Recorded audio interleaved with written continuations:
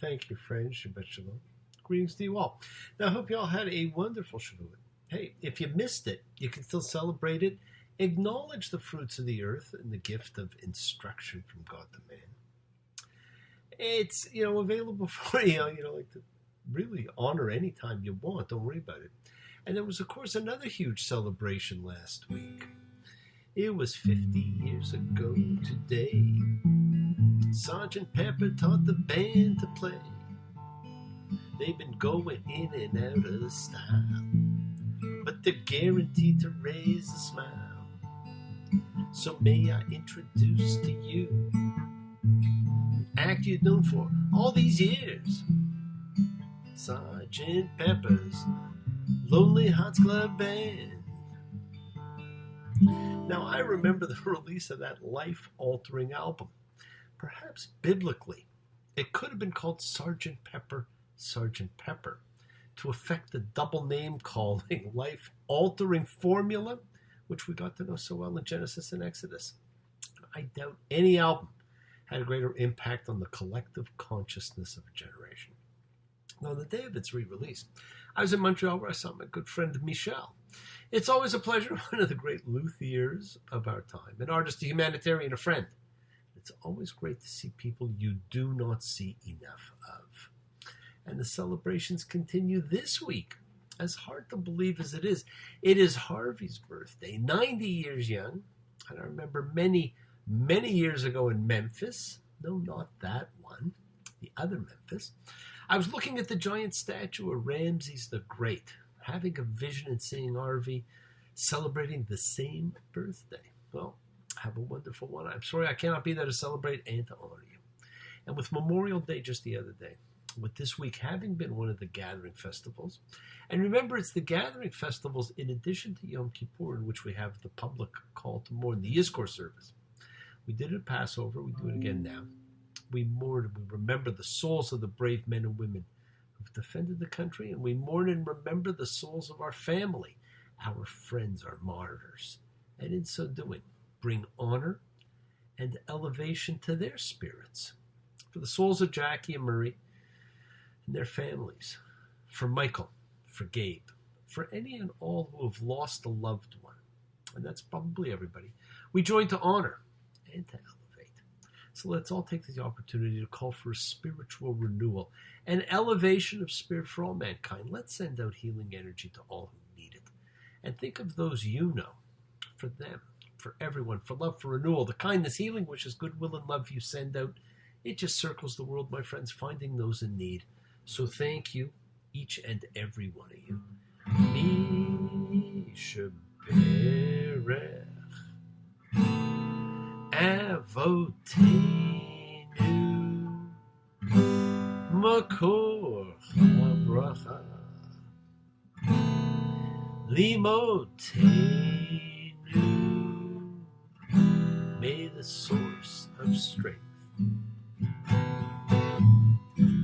bless the ones before us, help us find the courage, make our lives a blessing,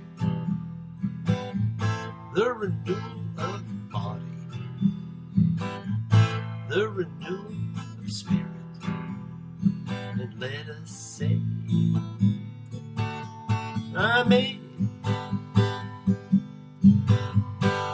Misha Baruch, let us all, everywhere the world over, have our spirits renewed. And I hope you all got a chance to read the story of Ruth during this holiday, or saw one of the movies made about it. Now, they're not the best, but of course, I love all biblical movies. It's a story of faith, a story of support, a story of togetherness.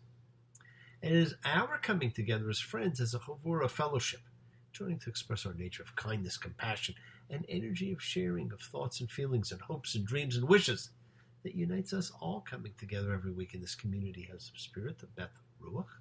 So once again, please do go ahead and invite everybody you know physically or spiritually to gather and share from Psalm 133, the Hine Matov, come together.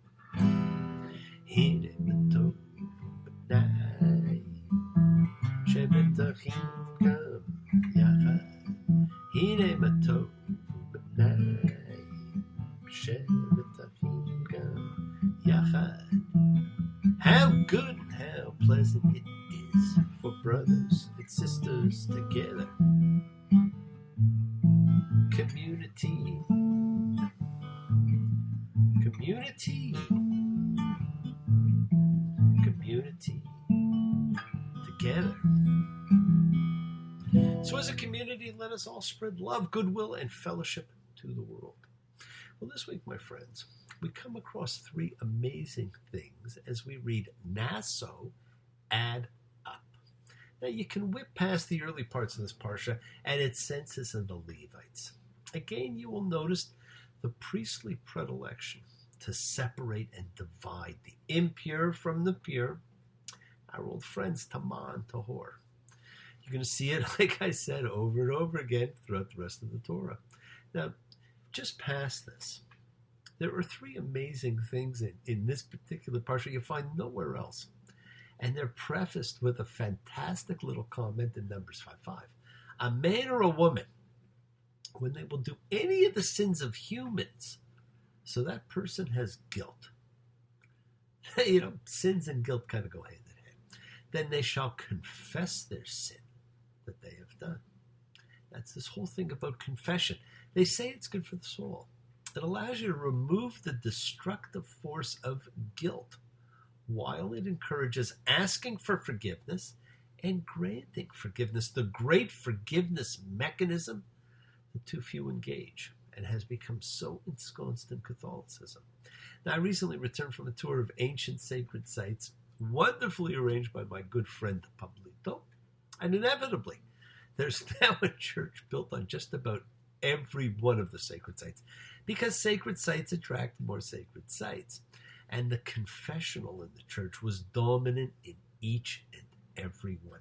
Some enclosed for complete privacy, some quite open for all to see and hear. Now, after this little preface about confession, and it is really good, it's all about, confess. It mentioned it only in a couple of lines, but its point is really a very powerful point in the Torah. We're then presented with this amazing law regarding the test of adultery. Now, the only test of its type in the Bible, and one that seems much more at home in the Inquisition or Salem witch trials. Numbers 5:11. And the Lord spoke to Moses, saying, "Speak to the Israelites and say to them, any man whose wife may stray and betray his trust." Now notice it says, may stray and betray. The priest shall take holy water in an earthen vessel, and from the earth that is on the floor of the sanctuary, he shall make the woman drink the bitter besetting water. The bitter besetting water shall enter her. So with no concrete evidence of any sexual betrayal whatsoever, with no more than his suspicions to go on, with no more than his Iago-like jealousy from Othello, the husband, overcome by a fit of jealous rage, has recourse to a trial by ordeal. Now, the woman's made to drink this mixture of holy water, and it is the only mention of holy water in the entire Torah. Dust from the tabernacle's floor and ink from a document expressing a curse if she's guilty. Now, the rabbis of the Talmudic area, we're just extremely unclear about the actual procedure because it required dust from the tabernacle floor, and the tabernacle was only in the first temple, not in the second. So this ritual could not have been performed for at least 1,000 years. Now, as I said, this fascinating ritual is the only clear-cut instance of trial by ordeal in the Bible. And it fascinated our sages so much that it became the basis for an entire tractate on the Talmud, Sota, the straying woman. Now, a woman must submit to this ordeal on a mere suspicion of her husband, and the question of the man suspected of adultery is not even raised in the legal system. Now, this kind of inequality of treatment has contributed to the belief that early Judaism, nay, Judaism period, was and is a very male-oriented religion. Now, the ritual, for all its cruelty, however, does not prescribe a death penalty for the adulterers, whereas in Genesis 38, Judah's judgment of Tamar presupposes the death penalty for such an act. The punishment here is public shaming and possibly divorce without restitution of her bride price. We don't know. It's fascinating to see what this is about, and that it's such a one-sided thing. Now, the next fascinating episode is that of the Nazirite vow. That you'll find in Numbers 6:1. And the Lord spoke to Moses, saying, "Speak to the Israelites and say to them, man or woman, should anyone act exceptionally to make a Nazirite vow?" A Nazirite vow. What is it? Well, for all the days of his Naziritehood, of anything made from the grapevine, from seeds to skin, he shall not eat or drink. All the days of his Nazirite vow, no razor shall pass over his head, no haircut. All the days of his setting apart for the Lord shall not come to a dead person. Okay, well, that's not so bad, is it? It's a 3-part pledge. No drinking, no haircut, no exposure to the dead.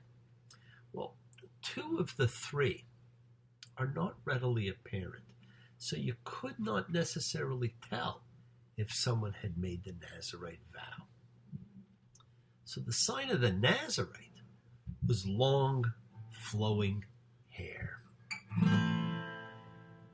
Give me a head with hair, long, beautiful hair, shining, gleaming, streaming, flaxen, waxen. Give me down to there hair, shoulder length or longer. The sign of the Nazirite, long, flowing hair. You see, the clergy in Israel is not open to most Israelites to choose, but only to members of the tribe of Levi by heredity, and then only to males, and the priesthood comes to be limited only to a certain family within Levi, the family of Aaron, and the high priesthood is limited to a son of the preceding high priest. Now, there's not a lot of room to join, hence the Nazirite, a vow of devotion open to male and female alike. Now, that in itself was astounding, that it be fully open to women, allowing a bypass to the Levite rules of priesthood and containing in its ranks 3 of the most well-known, heroic, special members of the fraternity: Samuel the prophet, Samson, and Yeshua ben Miriam. And what a trio! Samuel, well, he was a judge and prophet and priest who conducted sacrifices that no priest or king ever had done or has done since. Samson, the Hercules of Judaism, of incredible strength. He could kill a lion with his bare hands, but he couldn't cut his hair. But he fell to the charms of Delilah. She cut his hair. He was in prison, but he regained faith, saved his people. And then, of course, there's Jesus, the Nazirite, because of the oath, not because of geography. I've always believed it was a misinterpretation of the translation, that it was Jesus the Nazirite, not Jesus from Nazareth. And has any one individual had a greater effect than he? There must be over 50,000 screaming love and more for you, and every one of 50,000 would do whatever you ask him to. Keep them yelling their devotion, but add a touch of hate and Rome. You will rise to a greater power. We will win ourselves a home. Remember that from Jesus Christ Superstar? He was going to get the power and the glory. And what power and glory he got.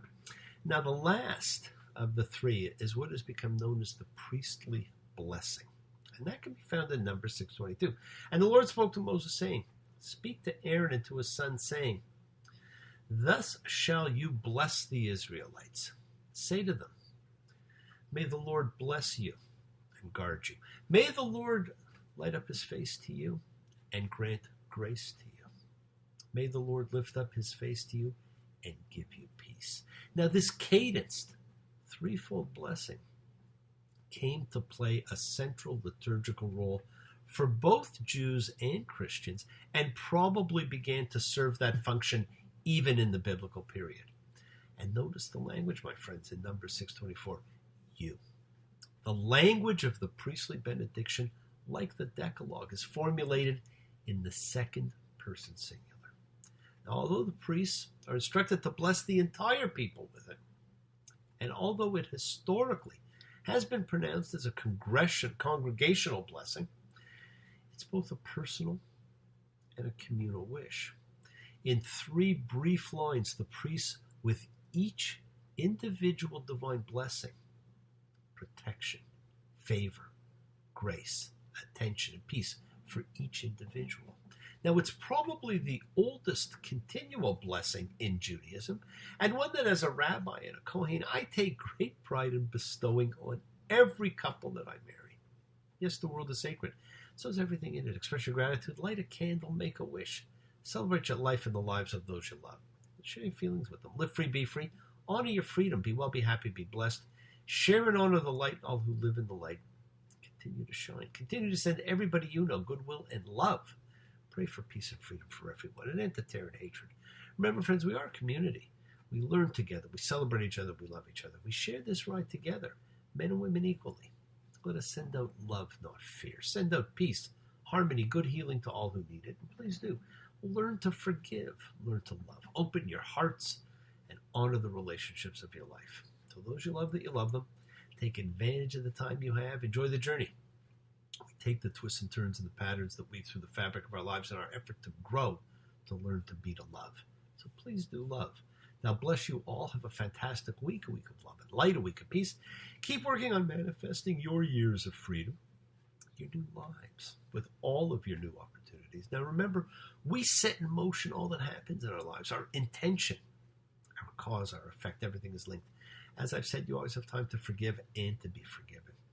You have that knowledge of what is good and bad, so acknowledge what you have done wrong to yourself, to God, and to any person you've wronged, and then ask forgiveness. And do so with sincerity, with accountability, with vulnerability. Forgive those who you've hurt. As you learn to be forgiving and be compassionate, do not stop your journey. Do not stop moving towards your promised land. Keep on dreaming. Keep on being, keep sharing, keep shining, keep teaching, keep spreading joy and goodwill. Do not follow fear. Follow love. It's always there in front of you. And remember to have faith, an unwavering principle, adherence to principle. Just as I have faith in the principle of love and in all of you. Now act with purity of heart and mind. Despise none, defraud none, hate none. Cherish all. Honor every child of God, every creature of the earth. May all peoples know peace in this year. And may you nurture kindness and love everywhere. Work to be present in the body. Expand the heart. Quiet the mind. Because the deepest source of real power lies in the consciousness and the ability to be present, mindful, in all circumstances, my friends. So make the most out of your time in this life. Recognize your ability to be a contagion of holiness, to touch and transform the lives around you. You are forever blessed, and you have the ability to bring blessings to absolutely everybody that you meet. May the Lord protect and defend you. May the Lord preserve you from pain. Favor them, O Lord, with happiness and peace. Oh, hear our Sabbath prayer. Amen. See, the essence of the priestly benediction can be found anywhere and everywhere. Enjoy life and spread the blessings of God. Embrace love, not fear, forgiveness, not anger. Be there for someone because someone's always there for you, whether you know it or not, my friends. Be happy, be healthy, be helpful, be kind, be loving. Happy birthday, Arve. Until next time, Shabbat Shalom and blessings to you all. Take care.